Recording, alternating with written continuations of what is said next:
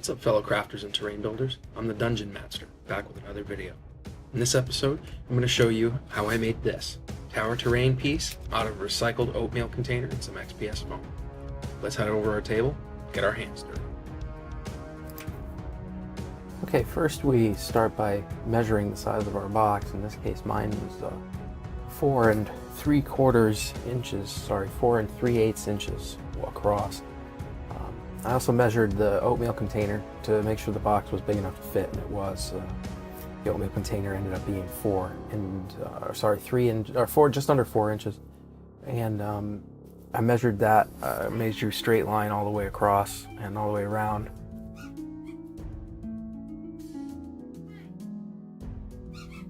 Cut out the corners with my utility knife, and basically I made the box fit again like it was a normal box to create the shape that I wanted for the top. Trimmed up the corners here so that it would fit, just trying to make everything cohesive. Trimmed off the flap, and I had to glue that little section because it was sticking out. So I just used my high-temp glue gun and a little bit of trimming.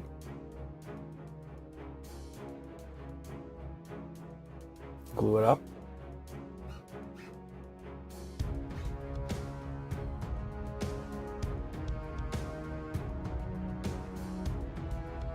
And then I started measuring the base measuring the top part for the oatmeal container. I just traced the line, and then I cut it out very deliberately with my penknife. You can hold the penknife with your finger like this, and you'll get a little bit of more control over your cut. I'm just sticking to the inside of the circle here. Trim it up, get rid of any excess, test fit. Once again, I had to go back and trim a little bit more, repair some tears, and afterwards it fit pretty cleanly on top. I measured about a 1/2 inch down from the top, which just happened to be the bottom of this UPC symbol here. And using the finger gauging technique from Black Magic Craft, I just gauged it around the side like this. That would be the line where I'd put my bricks. I use these window cutouts from the Miscast Terrain Church. Here you can see the dimensions. Roughly 2 inches tall, 1 inch wide, and the slope was roughly over the course of a 1/2 inch. I used the same piece for the door. I measured 3.5 inches up from the bottom, and that was the height of the windows. Traced the windows on the lines that I drew. And these would be my windows for my terrain. I used a round paint stir stick here for the curvature of the door. And then I just went in again with my penknife and cleaned it up. Cut out the bits that I needed to.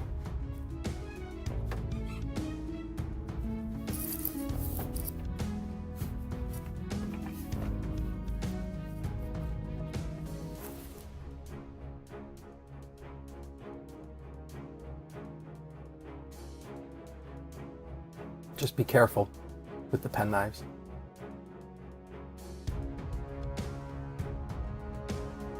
The closer you hold it, the more control you have, I feel, personally. Got that all glued up.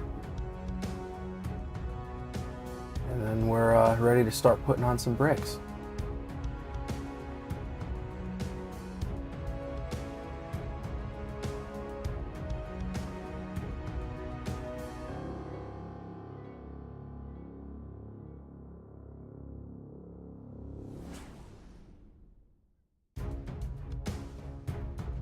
Using my hot wire cutter, my homemade hot wire cutter here, to cut out some bricks. I made these roughly 1/2 inch across by 1 inch long from 1 inch XPS foam.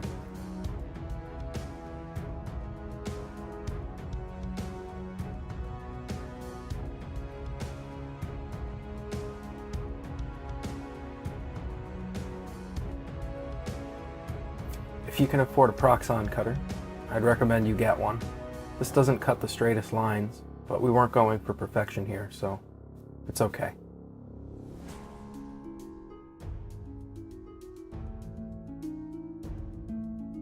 They're 1/4 of an inch wide. That was the depth that I cut them at here. You can see the slices. So 1 inch by 1/2 inch by 1/4 inch. Those were the dimensions of the bricks. And actually, in hindsight, I would have made them slightly smaller, less exaggerated, but it did come out looking all right. So there we have our metric butt ton of bricks, and we're ready to start gluing some stuff on.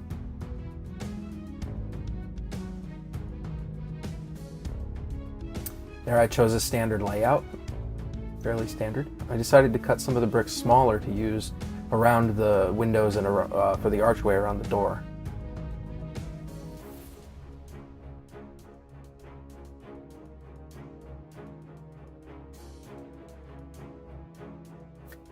I decided to take my Eileen's tacky glue and just dump a bunch of it into a paper cup so that I wouldn't have to keep shaking out the tube. It worked beautifully.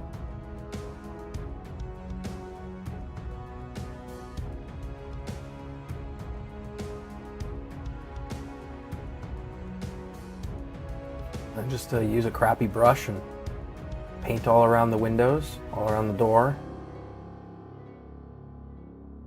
The glue is tacky and it does hold, but the stuff will move around for like 20 minutes or a half hour before it sets up. And it takes all night before it dries completely. I did this early or late one night and then the next day finished. So I did this as the last thing I did before I went to bed that night. Well, we have a jumper.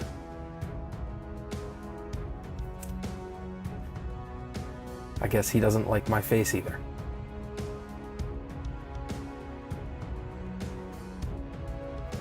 And on the tops of the windows, I just decided to stick with the cornered nature of them. So they're pointy. Rather than try to arch them, I decided to use the arch around the door instead. It would give a little variation.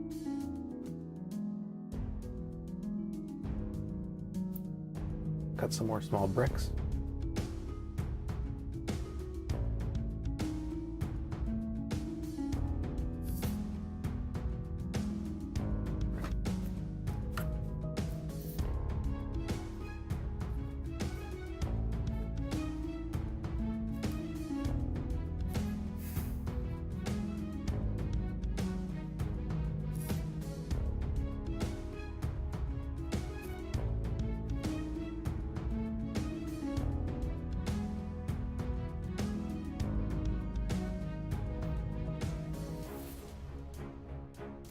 Now we're going in to get the door. Same principle as the windows, except I'm going to start with smaller bricks. I cut them down and then I cut them in half so I could get the smaller ones to form a rounded shape. I did not make a keystone, and that was a mistake. I should have made a keystone on it because I had trouble keeping the arch shaped well. I've never really done this technique with the bricks before, so this was the first time for me. And I did like it. I did like doing it, but I need to use a keystone. I need to try that next time instead of just trying to freehand it. And then I started just painting glue all around the side of it and started laying the bricks. You can see there I had to cut a smaller one in order to keep my run of bricks asymmetrical so that it actually looked like brickwork. I do like how the pieces of foam stuck up slightly on the corners. It made the dry brushing easier, and the exaggerated effect did look nice. But when I made these bricks, I did make some smaller ones, and next time I'm going to use those because they looked like they would fit much better on the outside. It just would have taken a hell of a lot longer to glue. They were about 1/3 of the size of these bricks.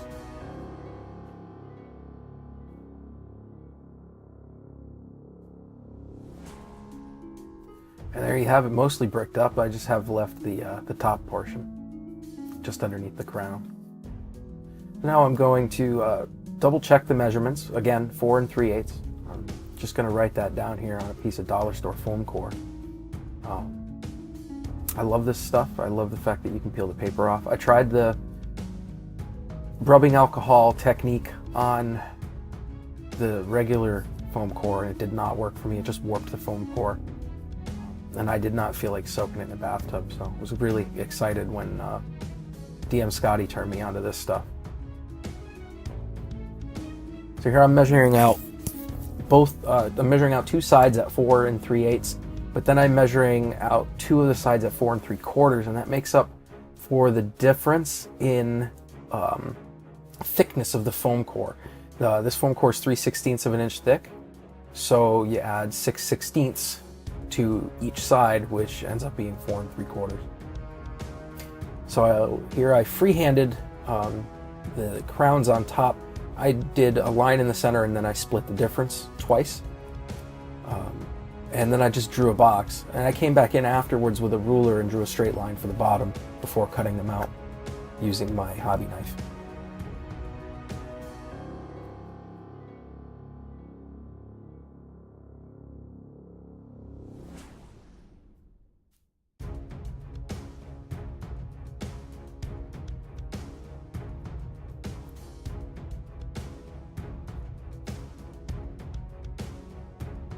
I had the camera rig set up such that I would be able to focus on the entirety of the cutting mat.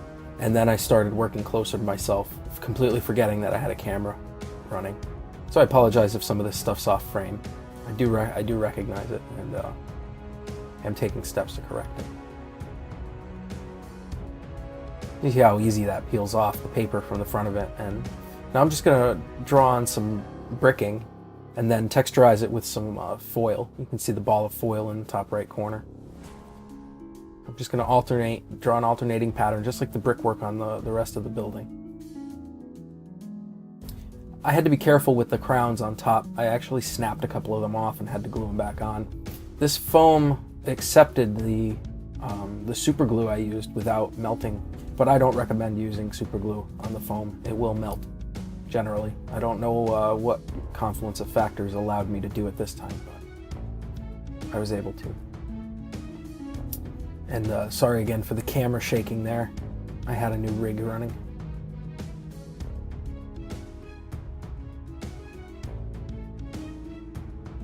I had to cut out another piece because I broke one, like I said. And then here I'm cutting out the floor that's going to go on top that I'll texture with wood grain. So just doing a dry run, just a test fit to see that it fits on there, and then, before peeling off the paper again.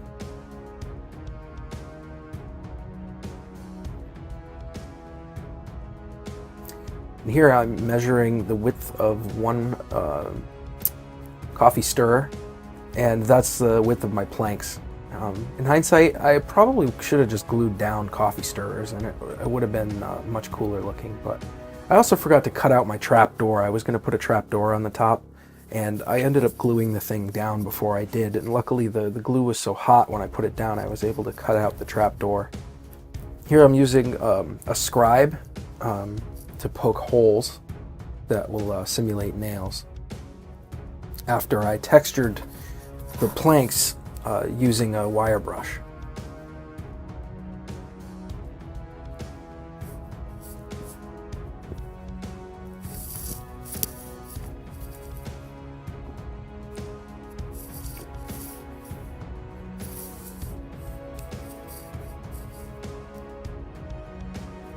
And I just glued it down. And here comes the aha moment where I realized I forgot to cut that piece out. So I just freehanded quickly a 1 inch by 1 inch piece, roughly 1 inch by 1 inch, not quite 1 inch, and then gently cut it out using my hobby knife.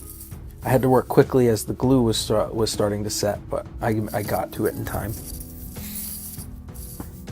So I cut out a new one, matching the dimensions of that. I peeled the paper off, and then I cut in 3 lines in the same interval as the planks.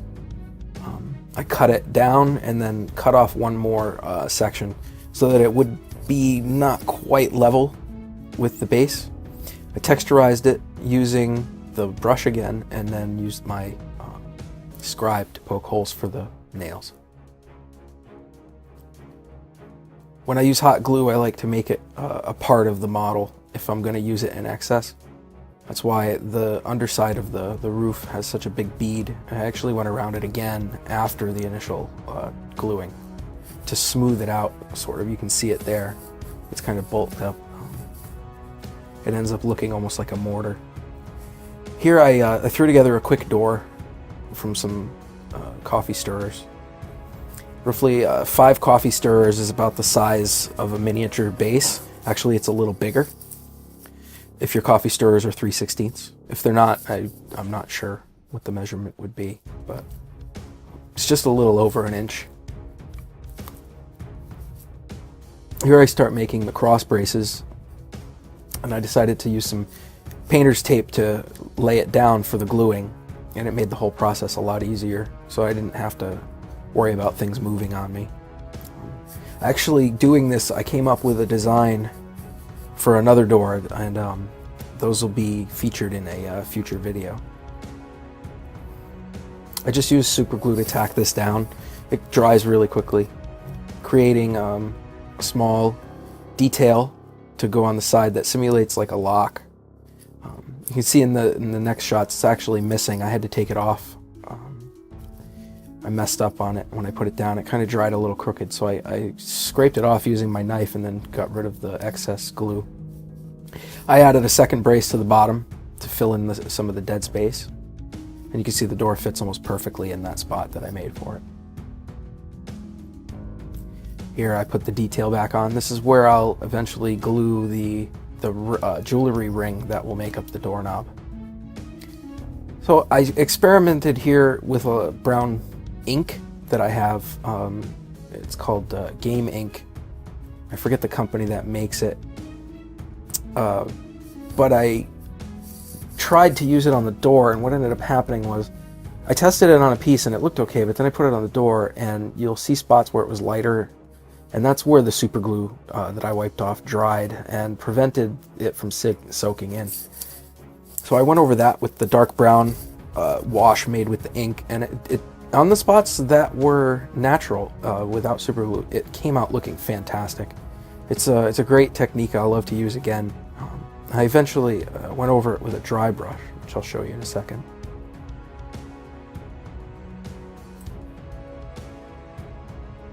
I like how it brings out the grain.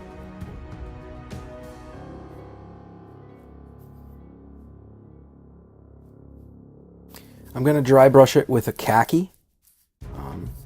It's a great color for doing wood dry brushing. It really gives it that outdoorsy look. I'm not really good with highlighting, but I can fake it with a dry brush usually. I did not wait long enough here. The paint and the ink that was on it was still way too wet, and I ended up just smudging it and made a mess. I tried to save it with a wash, but it ended up coming out okay in the end. But I really had to doctor it, and I had to go over it a couple of times. So I ended up going back over it again with the ink in its raw state, which I liked way better than watering it down. It was much more potent. So here you can see I got my tweezers, and I'm putting a ring onto that little wooden feature that I installed.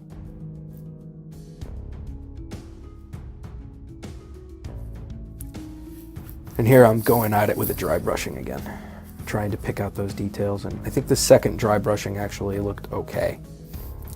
I was too aggressive with it though, and I got it way too bright. So now I'm going to blacken the whole thing using Mod Podge and black paint. This is the matte Mod Podge. I don't know how Jeremy from Black Magic Craft gets his so dark. You can see I lost a brick there. But mine kind of ends up coming out dark gray and then dries kind of a black. So I don't know if his is the same way or not, but this works, so I'm not going to complain about it. I ended up, I didn't shoot it, but after the Mod Podge dried, I went in with really watered down black paint, not like wash quality, but just really liquidy, so it would flow into the cracks and crevices and get into those cracks that I couldn't get with the Mod Podge I did try to get into as many of them as I could, but it was pretty messy.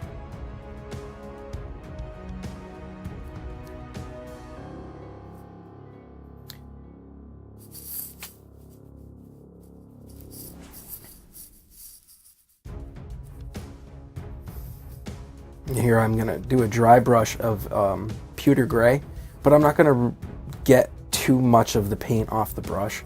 I'm going to keep a good amount on because it's just above a dry wash, or dry brush, I'm sorry. I decided to do that instead of basing it in gray because I had already based it in black and I didn't see the point. Normally I'd paint a solid coat of this pewter gray before I moved on to my granite gray, my lighter gray. I typically only do two-tone grays on my stonework. There isn't any need to go any further, in my opinion, if you do a wash and a black paint underneath.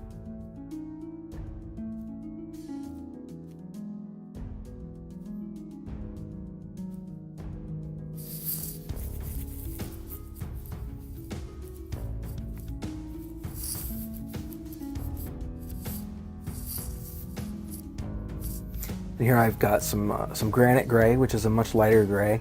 Now, these are colors that you can find at Walmart. I don't know if Michael's has comparable paint colors. I'm sure they do. I used to use dark gray, light gray, and mix it up. But here you can see it really starts bringing out the detail on those stones when I use the granite gray.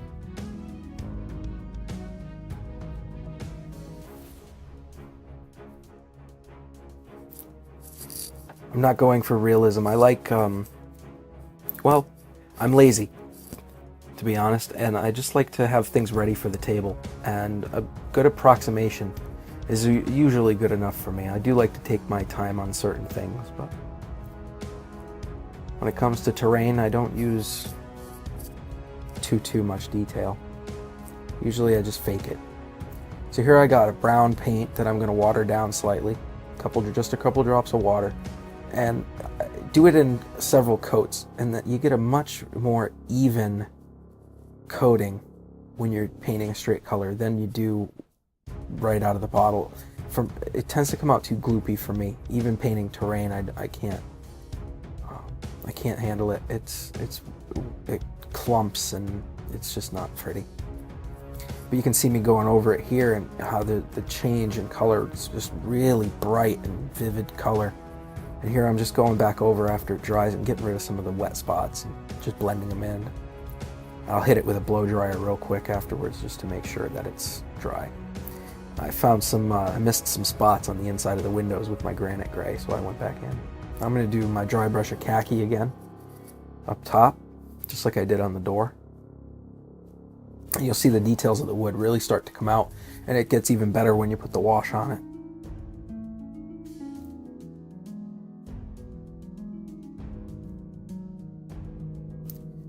Doing some more granite gray on top of the crown. And I got my homemade wash. It's nothing special. It's Rinse Aid, water, black paint. And there was way too much Rinse Aid in it, hence the bubbles on top, and it smells like Rinse Aid when I use it. I should have just used black paint and soapy water, and that would have been fine, but oh well. I'll use it up till it's gone, then I'll get something decent. This does the trick. And I like to just use a bushy brush. I got this blue set from Michael's. I've seen them recommended in other videos. They're really good brushes for the price. But Walmart sells bonus packs. You can usually get like 20 brushes with palette knives for about $5, and you can't beat it, especially when you're doing craft stuff with glue and all that. And I'm just using a blow dryer here. I can't speak for anyone else's, but mine does not get hot enough to melt the foam. It can make it soft, but it never melts it. Here I have some granny grating, which is just used for needlepoint for making patterns. Usually you see little things hung on people's walls with these made out of this. They call it plastic canvas, but I just cut up some like 2¼ inch by 1.5 inch or 1.25 inch pieces. Primed them with a black satin paint, and then dry brushed them with a gunmetal gray.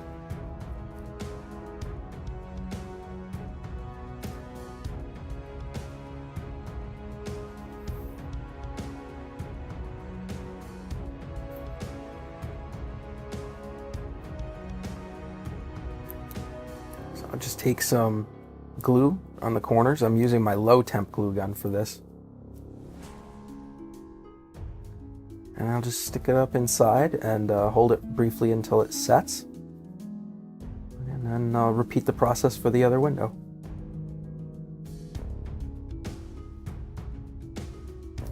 Here I just put a couple of strips of glue on the inside, and I'm going to tack the door on.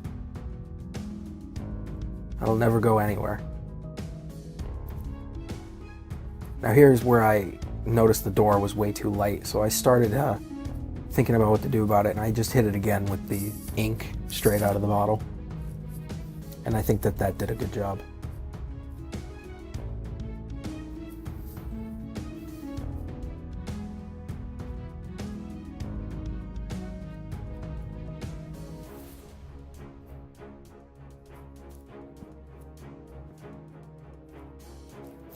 And there you have it.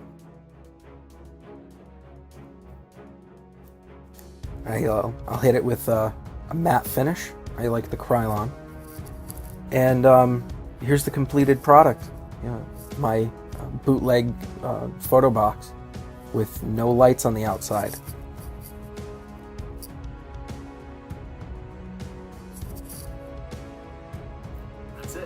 That's it. I hope you enjoyed the video. As always, leave a comment. Don't forget to hit that like button. If you're not already a subscriber, please do, and I hope to see you around the tape. Take care.